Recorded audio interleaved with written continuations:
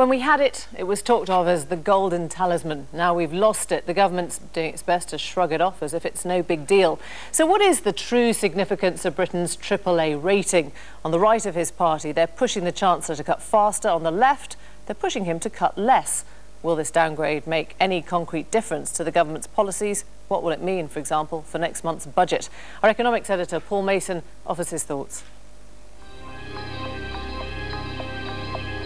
We lived through an IMF bailout, a winter of discontent, a slump, a big bang, a Black Wednesday, a dot-com crash and the near collapse of the financial system, all while remaining AAA. George Osborne said it'd be a disaster if Britain lost its AAA credit rating, but today he shrugged it off. The credit rating is an important benchmark for any country, but this government's economic policy is tested day in and day out in the markets, and it has not been found wanting today. For the opposition, it was a bit more serious than that. In balls! The downgrading of Britain's credit rating is, in this Chancellor's own words, a humiliation for this government. Let me remind the House what he promised at the general election. He said the British people will have transparent benchmarks against which they can judge the economic success or failure of the next government. Number one, we will safeguard Britain's credit rating. The UK borrows money by issuing IOUs called bonds. These pay a fixed interest rate, but they're bought and sold on the market. So that means if their price rises, the effective interest rate, the yield, falls. And by last summer, this rate had fallen to its lowest ever. But now it's edging up again. And the downgrade was a recognition of what's driving that graph, worries about low growth and high government borrowing.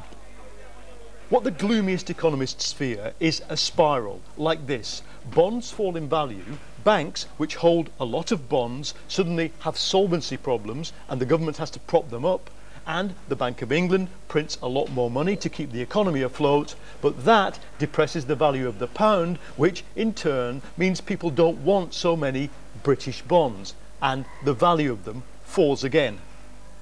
The UK banks are forced to hold large amounts of government bonds by regulation. That means that if there were only fairly small falls in government bond prices, the banks would take large losses. The Bank of England estimates that UK banks are already 60 billion light, that is, that they hold too little capital to the tune of £60 billion.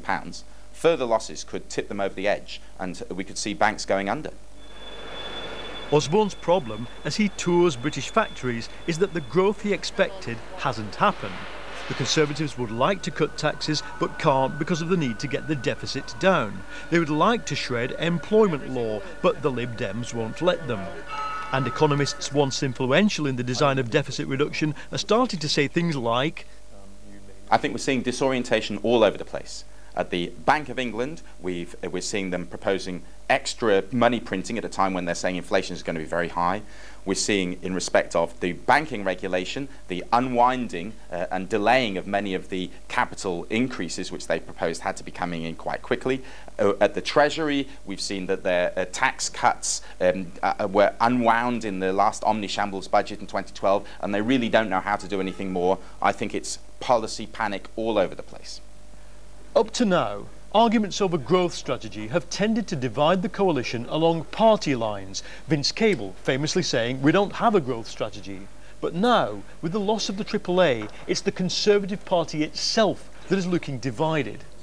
In the end, when you look at the 2012 budget figures, 3/4 of government spending is welfare, health, education and debt interest. Now we're already taking the coupon from the debt bought by the Bank of England, but if we're really seriously going to cut spending and live within our means, eventually welfare, health and education spending will have to be reduced.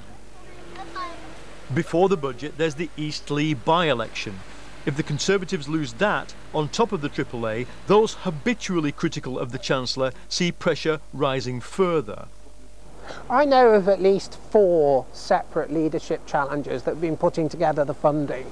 There's huge degree of restlessness in Parliament. On the one hand, the impact of losing the AAA has concentrated conventional opinion. So kind of conventional Tories think, well, Osborne just hasn't cut the public sector enough. We need to do far, far more and pump it into, you know, the private sector. But actually thinking Tories are really beginning to wake up and realise that the old 1980s diagnosis doesn't produce the right medicine. After today, what's obvious is how little pressure the Chancellor feels under from Labour, but how much pressure he feels under from his own party. Because if austerity isn't working, it either has to be toughened or abandoned. And that's effectively what the ratings agencies are worried about. Paul Mason there. Well, David Gauke, Exchequer Secretary to the Treasury, joins me now. Thanks for coming in, David Gauke. There's nothing like being quoted back at yourself, is there? George Osborne, then, the humiliating possibility of Britain losing its international credit rating. Are we humiliated? Was he wrong? Well, clearly, it's a disappointment that we've lost the AAA. It was a key manifesto pledge, wasn't it? It's disappointing that we've lost the AAA rating. What we have to bear in mind is that the credit rating is an important benchmark, but it is one benchmark as to our international credibility. Perhaps of greater significance is the fact that every day there's a price for our bond yields and they remain very close to record lows. It was and a that key demonstrates pledge of your manifesto. We will safeguard Britain's credit rating with a credible plan. That is broken. But if you look, we've got a credible plan, and the fact is that international markets still consider the UK to have a credible plan. Is it? No, as I say, it's a disappointment. We're not dismissing it. It is an important benchmark. Clearly, it is much better to have a AAA rating than not. What went wrong?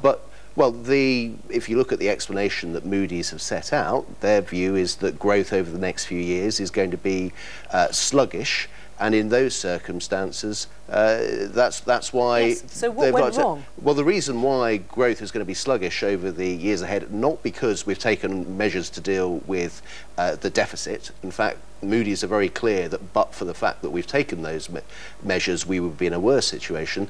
But it's to do with the international situation, Eurozone crisis, commodity prices, and the overall effects. Your plan, wasn't the government's plan at all. The government's plan has gone according to plan and nothing will change. The circumstances in which we're in are clearly much worse than what independent forecasters had predicted in 2010. That's why the likes of the UK, as well as the US and France, have lost their AAA. Debt is going up. Yes, I mean, not many people realise that. Debt is going up, not set to peak until 2018. Well, when you inherit a record deficit, debt was always going to increase. What we have done is brought the deficit down, which is the year-on-year number. You're going to double the debt. Yeah, but as I say... You're going to double the debt. How can you say that's a credible plan? Debt is the accumulation of deficits, if you like. We inherited the largest deficit in our history, and we have reduced it by 25% from the time that we came into office. Now, we have done that by taking some difficult decisions. There's clearly opposition to that. It's higher than last year. Well, we shall see. It's higher than last year. We don't have the deficit numbers yet for this year. The last time the Independent Office of Budget Responsibility set out a comment, let's agree it's not going in the right direction, is it? What happens now?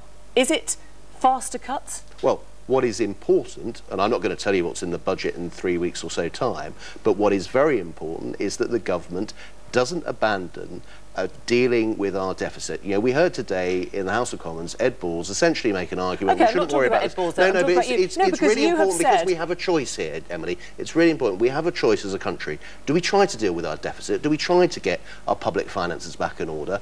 Do we try to deal with some of those long-term issues? Or do we ignore that and think, let's not worry about it? That's not the question I asked. And we'll just borrow our way. No, but it's the alternative. No, the alternative is perhaps that you go faster and that you make greater tax cuts. Is that on the cards now? That's what a lot of your party would like to see. Well, as I say, I'm not going to set out the items of the budget which are going to be announced in 3 weeks or so time. The important thing is that as a government, we continue to focus on dealing with the public finances, that we stick to a plan. Are you sticking to a plan that has just lost us our AAA rating? That's what people are trying to understand now. Is this the same plan you're going to continue with, which is losing us what you called credibility? What Moody's made very clear in their statement on Friday was that if it wasn't for the political will that this government is demonstrating, our determination to get to grips with historically very, very high deficits, then the prospects for us, for our credit rating, and perhaps more importantly for our market credibility, would be much, much worse. Yeah, we would start to see interest rates rising. We would see that having an impact on households with mortgages, on businesses seeking finance. That is a risk that we are not prepared to take. And I'm afraid that is what would happen if we took the Ed Balls approach. No, but I'm not asking about the Ed Balls approach. But you that just is the ignore my alternative. question. No, the alternative, which many in your party is saying, and maybe elsewhere, are that you could be doing this all much quicker. You could be doing it with tax cuts. You could stop ring-fencing departments that you've made a big thing about ring-fencing and saying, we're not going to see any growth until we do that. Well, we have taken some difficult decisions when it comes to public spending. Departments are seeing reductions in a way that we've not seen in this country since the 1920s. We have no choice but to make difficult decisions on public spending, and it's right that we stick to that path. What I'm saying is that we really cannot abandon focusing on our deficit, dealing with the public finances, and the argument we heard in the House of Commons today from Ed Balls is that we abandon that. That would be a huge mistake. Thank you. Thanks for coming in.